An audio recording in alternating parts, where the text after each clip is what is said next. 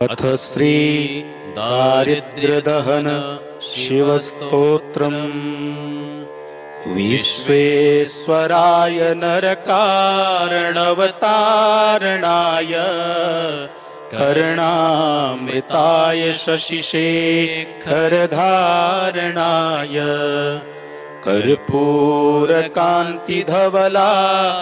जटाधराय दारिद्र्यदुःखदहनाय नमः शिवाय। गौरीप्रियाय रजनीशकलाधराय कालान्तकाय भुजगाधिपकङ्कणाय गङ्गाधराय गजराजविमर्दनाय दारिद्र्यदुःखदहनाय नमः शिवाय। भक्तिप्रियाय भवरोगभयापहाय उग्राय दुर्गभवसागरतारणाय ज्योतिर्मयाय गुणनामसुनृत्यकाय दारिद्र्यदुःखदहनाय नमः शिवाय। चर्मम्बराय शवभस्मविलेपनाय भालेक्षणाय मणिकुण्डलमण्डिताय मञ्जीरपादयुगलाय जटाधराय दारिद्र्यदुःखदहनाय नमः शिवाय। पञ्चाननाय फणिराजविभूषणाय हेमांशुकाय भुवनत्रयमण्डिताय आनन्दभूमिवरदाय तमोमयाय दारिद्र्यदुःखदहनाय नमः शिवाय। भानुप्रियाय भवसागरतारणाय कालान्तकाय कमलासनपूजिताय नेत्रत्रयाय शुभलक्षणलक्षिताय दारिद्र्यदुःखदहनाय नमः शिवाय।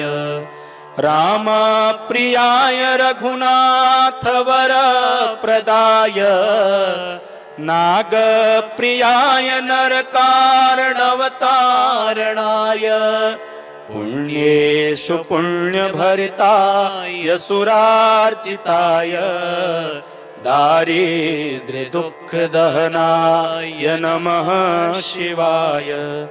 मुक्तेश्वराय फलदाय गणेश्वराय गीतप्रियाय वृषभेश्वरवाहनाय मातङ्गचर्मवसनाय महेश्वराय दारिद्र्यदुःखदहनाय नमः शिवाय। चन्द्रकवचम् श्रीगणेशाय नमः। ॐ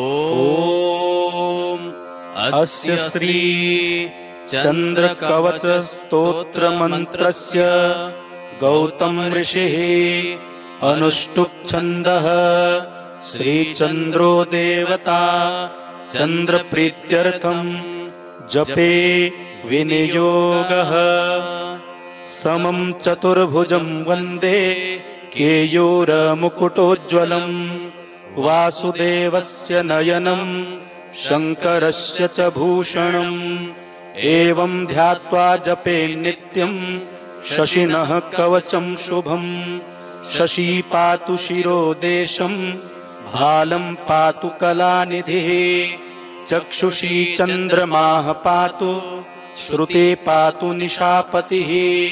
प्राणं क्षपाकरः पातु मुखं कुमुदबान्धवः।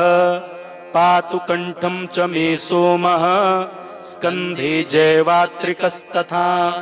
करौ सुधाकरः पातु वक्षः पातु निशाकरः।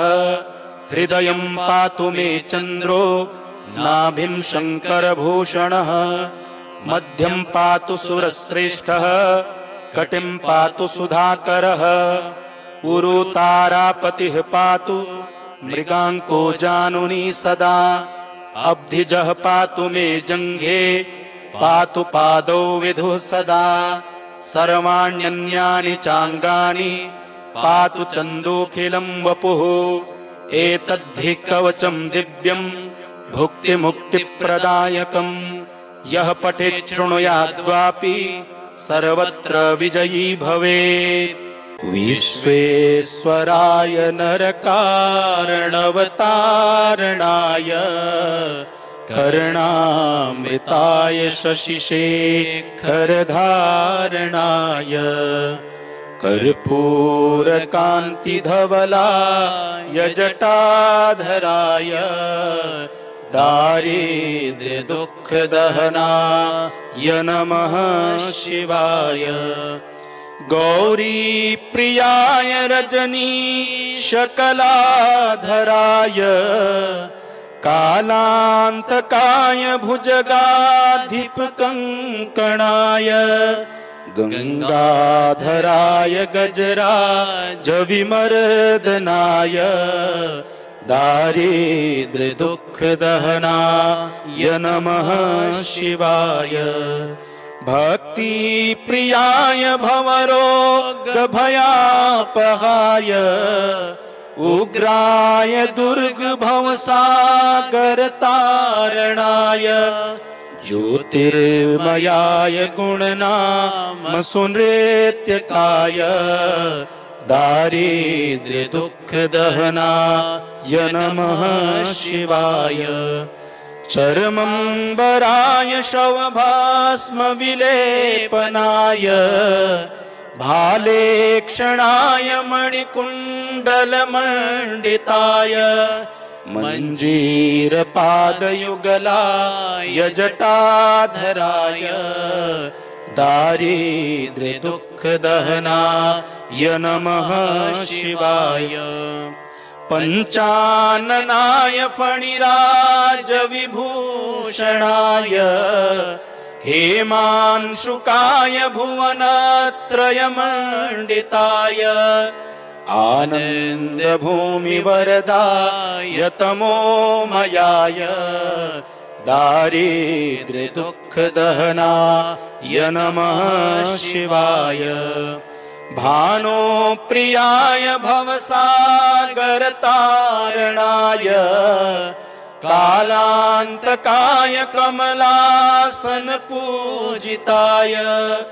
नेत्रत्रयाय शुभलक्षणलक्षिताय दारिद्र्यदुःखदहनाय नमः शिवाय रामप्रियाय रघुनाथवरप्रदाय नागप्रियाय नरकारणवतारणाय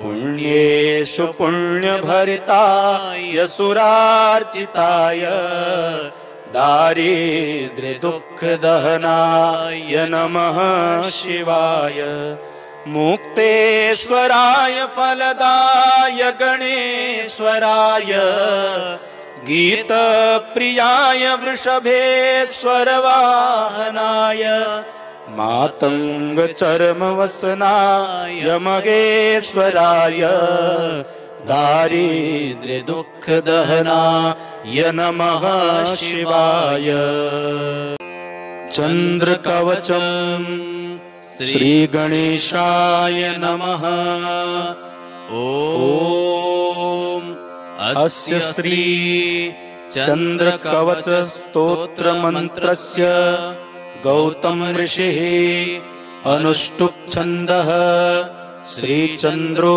देवता चन्द्रप्रीत्यर्थं जपे विनियोगः समं चतुर्भुजं वन्दे केयूरमुकुटोज्ज्वलं वासुदेवस्य नयनं शङ्करस्य च भूषणम् एवं ध्यात्वा जपे नित्यं शशिनः कवचं शुभं शशी पातु शिरोदेशं भालं पातु कलानिधिः चक्षुषी चन्द्रमाः पातु श्रुते पातु निशापतिः प्राणं क्षपाकरः पातु मुखं कुमुदबान्धवः पातु कण्ठं च मे सोमः स्कन्धे जैवात्रिकस्तथा करौ सुधाकरः पातु वक्षः पातु निशाकरः हृदयं पातु मे चन्द्रो नाभिं शङ्करभूषणः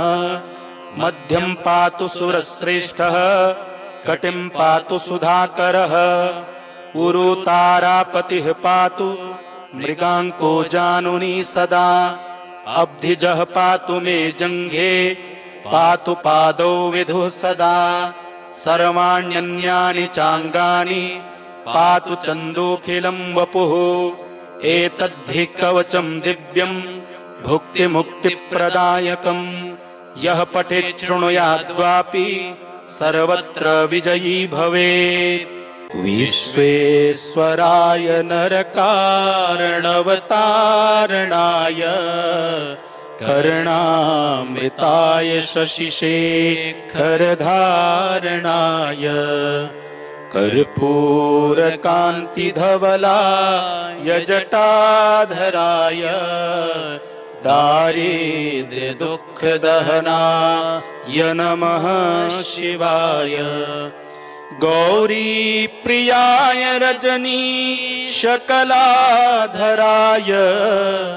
कालान्तकाय भुजगाधिपकङ्कणाय गङ्गाधराय गजराजविमर्दनाय दारिद्र्यदुःखदहनाय नमः शिवाय।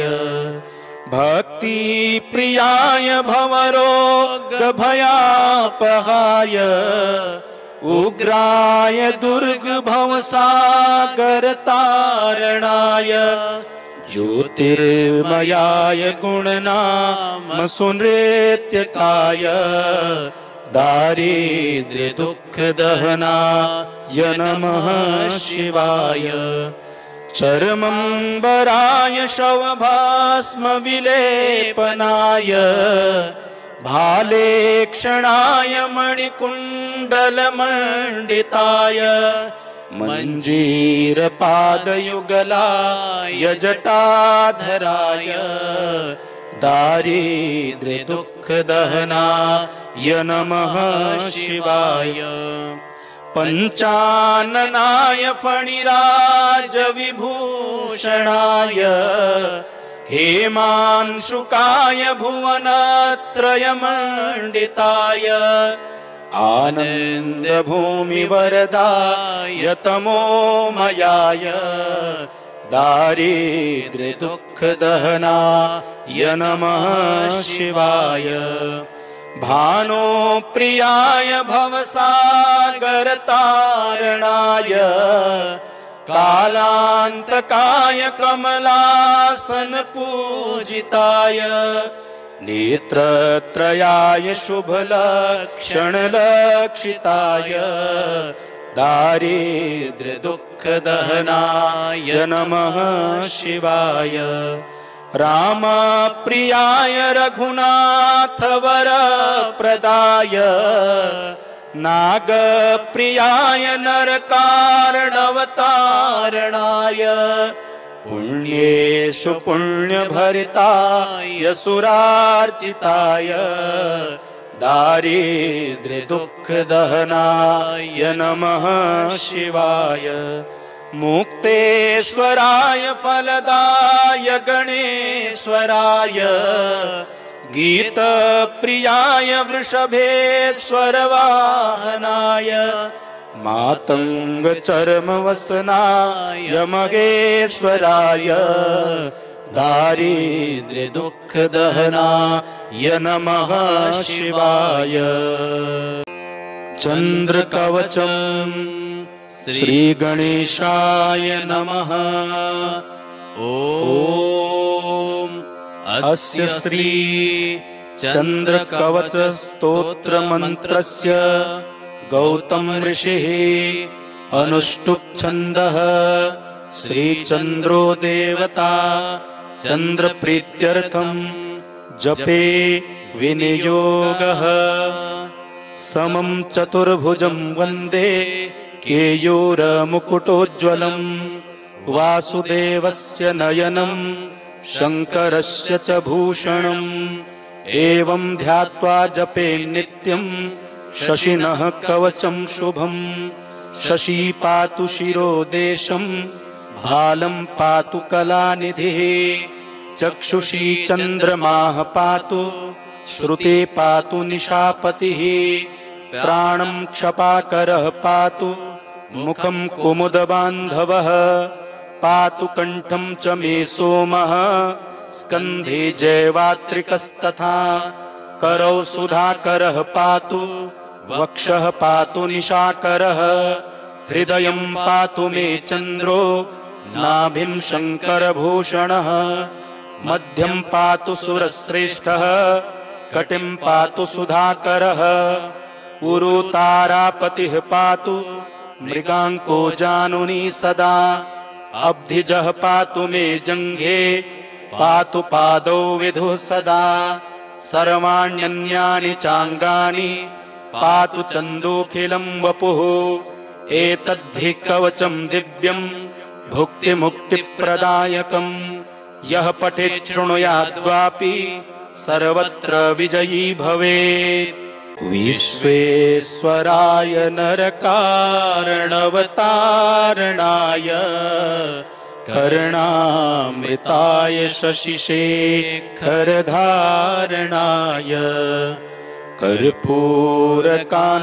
कर्पूरकान्तिधवलाय जटाधराय दारिद्र्यदुःखदहनाय नमः शिवाय गौरीप्रियाय रजनीशकलाधराय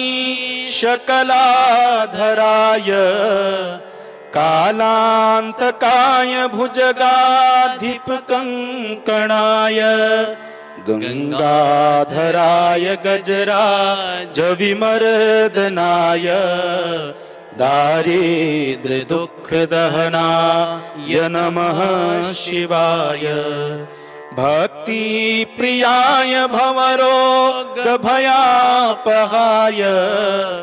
उग्राय दुर्गभवसागरतारणाय ज्योतिर्मयाय गुणनामसुनृत्यकाय दारिद्र्यदुःखदहनाय नमः शिवाय चर्मम्बराय शवभास्मविलेपनाय भालेक्षणाय मणिकुण्डलमण्डिताय मञ्जीरपादयुगलाय जटाधराय दारिद्र्यदुःखदहनाय नमः शिवाय पञ्चाननाय फणिराजविभूषणाय हेमांशुकाय भुवनत्रयमण्डिताय आनन्दभूमिवरदाय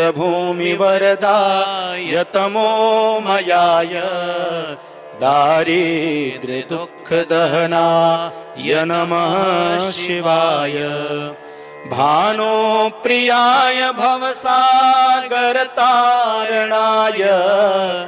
कालान्तकाय कमलासनपूजिताय नेत्रत्रयाय शुभलक्षणलक्षिताय दारिद्र्यदुःखदहनाय नमः शिवाय रामप्रियाय रघुनाथवरप्रदाय नागप्रियाय नरकारणवतारणाय पुण्येषु पुण्यभरिताय सुरार्चिताय दारिद्र्यदुःखदहनाय नमः शिवाय मुक्तेश्वराय फलदाय गणेश्वराय गीतप्रियाय वृषभेश्वरवाहनाय मातंग चर्म वसनाय महेश्वराय दारिद्र्य दुःख दहनाय नमः शिवाय। वसिष्ठेन कृतं स्तोत्रं सर्वरोगनिवारणं सर्वसम्पत्करं शीघ्रं पुत्रपौत्रादिवर्धनम्।